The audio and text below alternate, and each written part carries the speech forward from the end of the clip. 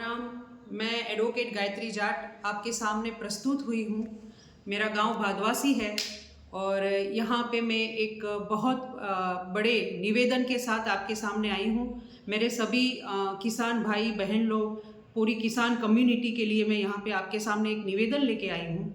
मेरा गांव भादवासी है। वैसे मेरे पापा, छोटा सा मैं अपना इंट्रोडक्शन देना चाहूँगी कि बहुत सालों पहले मेरे पापा गुजरात में माइग्रेट हो गए थे, लेकिन आज तक हमने अपने गांव का रूप ऐसे ही रखा हुआ है। हम जहाँ गांव से जुड़े हुए हैं, हर जो प्रसंग रहता है वो हम हमेशा यहाँ आते करते। मेरा पापा का जो हमने अंतिम संस्कार भी यहाँ लाके किया था। तो ये गांव की हमारी जो ज़मीन है हमने ऐसी की ऐसी रखी हुई है, क्योंकि हम गांव से जुड़े रहना चाहते हैं। यहाँ पे मैं इसीलिए प्रस्तुत हुई हूँ कि 2041 का जो सरकार ने मास्टर प्लान लाया है, उसके लिए आप सभी को इकट्ठा होने के लिए मैं निवेदन कर रही हूँ।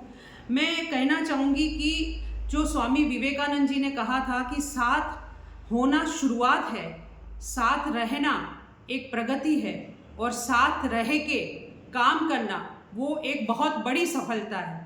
तो ये जो चीज़ है उसके लिए मैं आप सब लोगों को साथ होने के लिए अभी मैं निवेदन कर रही हूँ कि 2041 का जो मास्टर प्लान लेके आई है 50 गाँवों के लिए ये सरकार, उसके लिए मैं निवेदन करूँगी कि सब लोग साथ में हो। कोई भी जोन में, किसी का भी कोई भी जोन में जो ज़मीन आया हुआ है, चाहे वो रेसिडेंस जोन हो, चाहे वो PSPU हो, चाहे वो मिश्रित हो, चाहे वो पेरीफेरा हो, चाहे वो PU में हो, कोई भी जमीन कोई भी जोन में हो, यहाँ कोई सुरक्षित नहीं है। आप ये मत समझ के चलिएगा कि मेरी ज़मीन कॉमर्शियल में है या मेरी ज़मीन रेसिडेंस में है तो मैं सुरक्षित हूँ। आप भूल जाइएगा। कभी भी कौन से भी टाइम पे सरकार को ज़रूरत रही जिस हिसाब से तो किसी की भी ज़मीन का अधिग्रहण कर सकती है। और अभी हमें सबको साथ मिलके ये चीज़ का विरोध करना होगा, क्योंकि मैं इतने हजारों किलोमीटर से अपने गांव से जुड़ी हूँ। इसीलिए जुड़ी हूँ कि मेरे पिताजी की पैतृक भूमि, मेरे पिताजी की भूमि हम यहाँ पे है, और ये जमीन थी तब हम गांव के रूट से जुड़े हुए रहे। यदि ज़मीन ही नहीं होती तो आज हम रूट से ही जुड़े हुए नहीं रहते। आप समझिए, कोई भी सोसाइटी रहेगी, कोई भी देश रहेगा, उसकी संस्कृति, उसका ट्रेडिशन जो है, उसका पहनाव है, उसकी संस्कृति है, वो हर चीज़ बहुत मायने रखती है।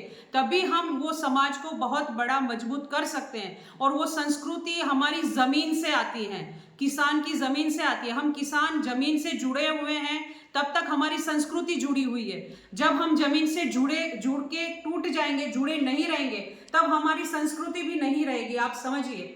इसीलिए मैं आपसे निवेदन करती हूँ कि ये जो हमारे साथी भाई लोग, आसपास के गांव लोग, सभी लोग जो मुहिम में जुड़े हैं, ज़्यादा से ज़्यादा मुहिम में जुड़िए। गांव को गांव रहने दीजिए, शहरीकरण की तरफ मत भागिए। क्योंकि शहर से जो भी हमने कोरोना में भी देख लिया कि जो शहरों में रहे हैं, आखिर में उनको गांव में आना पड़ा।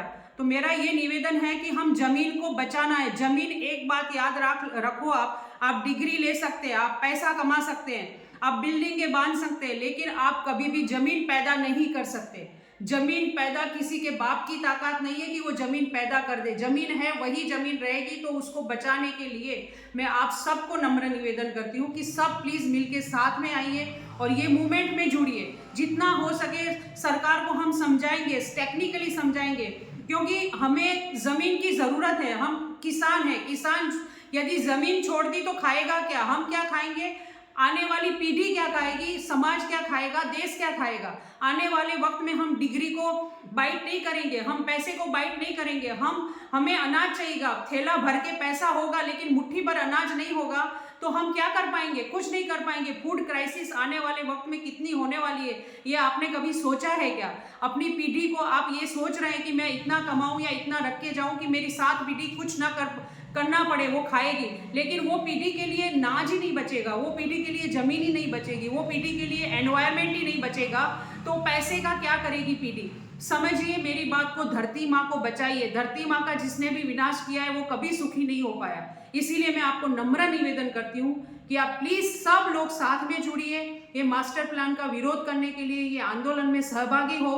तो आपके ऊपर आपकी पीढ़ी के ऊपर, आपके समाज के ऊपर और आपके देश के ऊपर बहुत बड़ा उपकार होगा। मैं आपसे वापस नम्र निवेदन करती हूँ। धन्यवाद। जय हिंद, जय माता।